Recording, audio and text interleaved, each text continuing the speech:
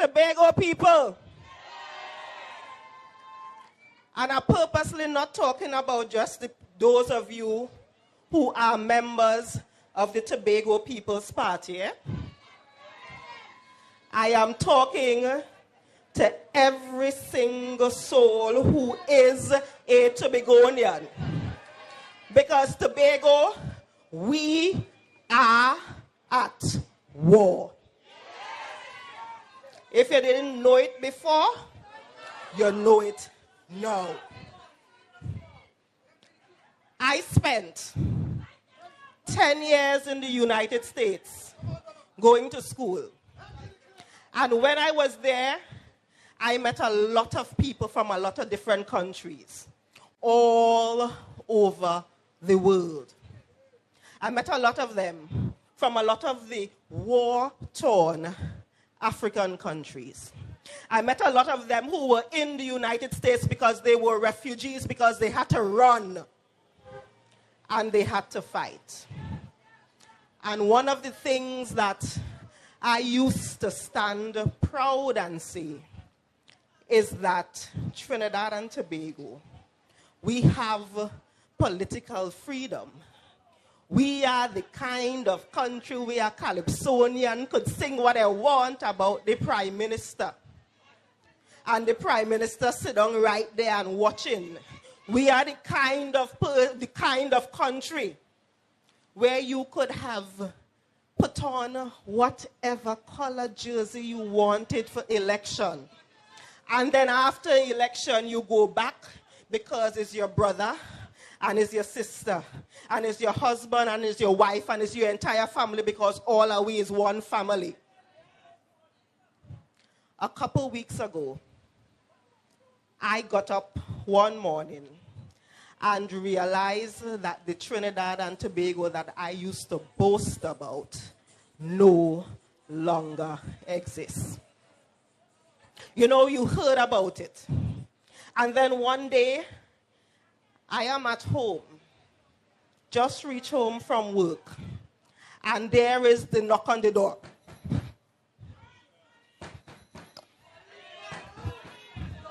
Police. And I had to ask myself, really?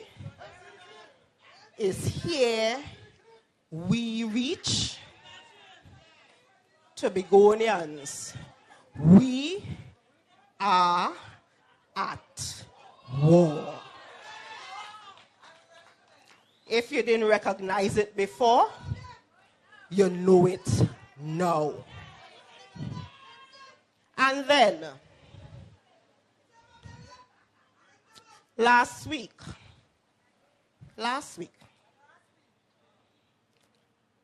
I got a call from an officer in my division, the Division of Health, Wellness, and Social Protection. And the officer told me that they were just with police who had come to the division asking the division to produce all employment records for someone who has been employed solely for the purpose of propaganda at the Division of Health, Wellness, and Social Protection. And the name of the employment record that they were looking for was Miss Zia Hackett.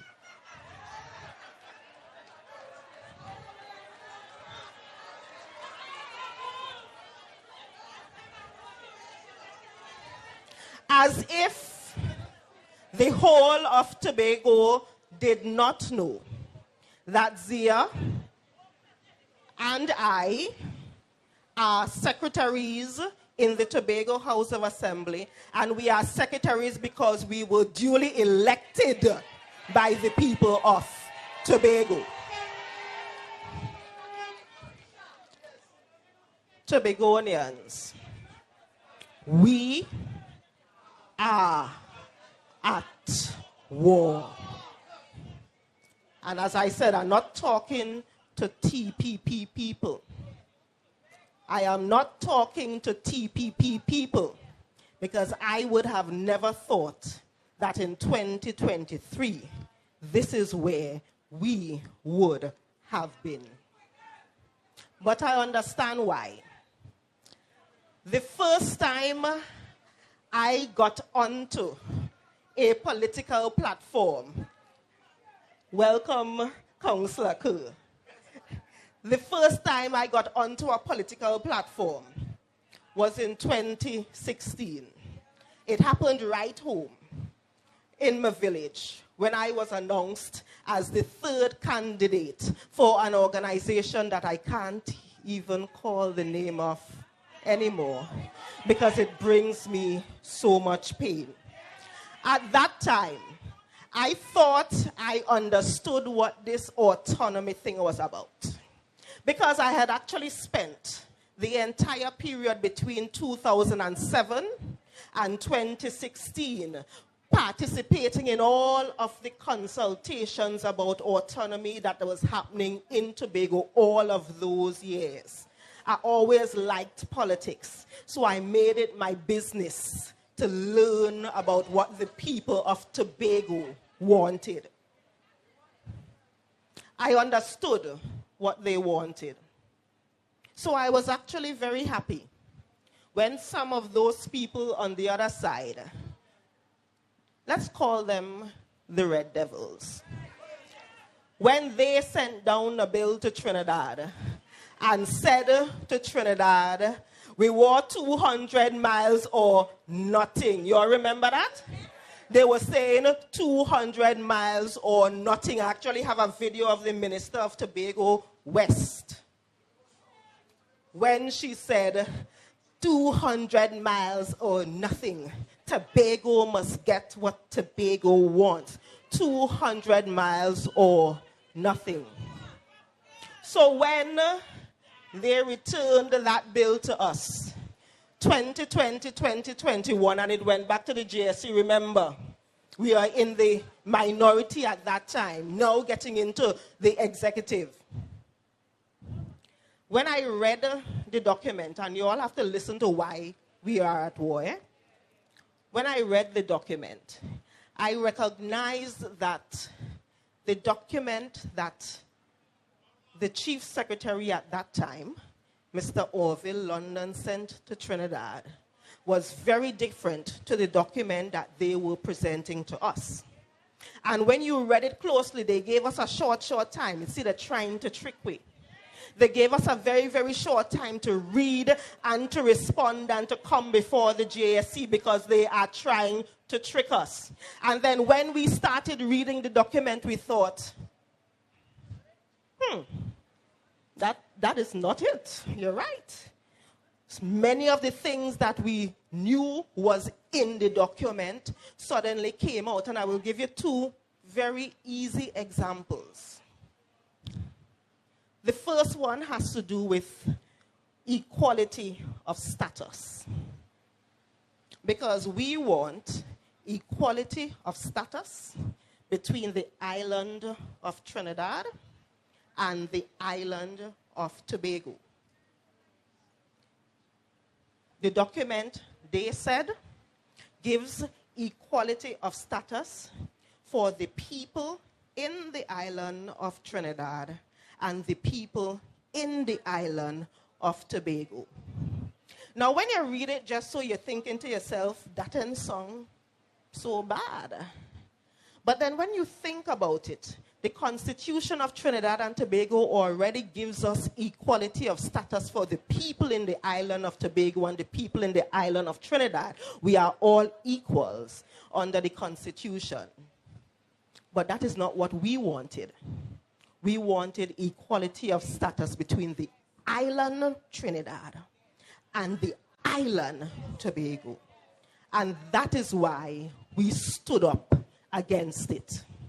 You hear them out there talking about if you had take it, you would have get the 6.9%. But they are tricking us, or at least they tried to trick us. Because if we did not stay up in the middle of the night to watch the document and read it over and over and over and realize that little word that they're slipping changed the whole meaning, we would have been in a different story right now. Tobago, we are at war. Let me give you one other example. You see this nice little stage in the sea? You see the sea out there? Do you know that the current Tobago House of Assembly gives us authority over up to 6 miles? Do you know that the version that they sent to us in 2020, 2021 was taking away even that? Did you all realize that? Exactly. And it's only when you read the legalese and you read the story and you really pay attention to the words that they put in it. You see, they were trying to dangle the little bit of money in front of us, hoping that Tobagonians are stupid and that we can't read and that we don't understand. But we were there to see what was in the document and to say to them, no. All of Tobago, well, except the Red Devils, said, we did not want that.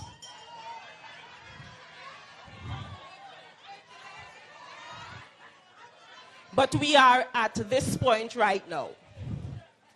Again, I'm talking to all of Tobago. Not TPP, yes. I am happy that we have the new color. And I am happy that we have the new symbol. And I am happy that I could call myself something other than independent now. But no, this is not about TPP. This is about Tobago. We are at the point now where a year and 8 months, they have seen more development on this island than they have done for the last decade at least. We build more roads. We do more surgeries. We paid more gratuity. We did all of that in the 1 year and about 8 months. And that is what they are afraid of. And imagine if we were able to do all of that in the middle of the whole set of bacchanal that was going on. If they did just leave me alone for me to work, what would we have accomplished? And that is why they are afraid. That is why they are now trained all of their guns, figuratively, and it seems at times literally, on the people of Tobago. Tobago, Tobagonians, we are at war. You now need to decide what you are going to do. Are you going to roll over, lay down, let it do what they want to you? Or are you going to stand up and say, no? No more. As a matter of fact, you should get to the point that anytime you see a red jersey coming to you, you ain't even listening to what they're saying, you're running them one time. Go from here. Go from here. Go from here.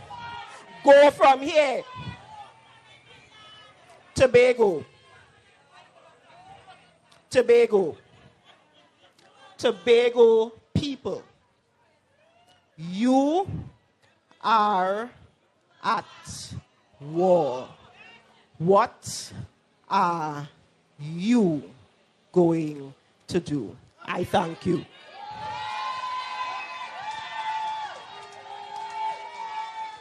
Against the walls of Babylon shall escape the wrath I come to pour. And I shall burn them and burn them continuously, for they never cease to oppress the poor.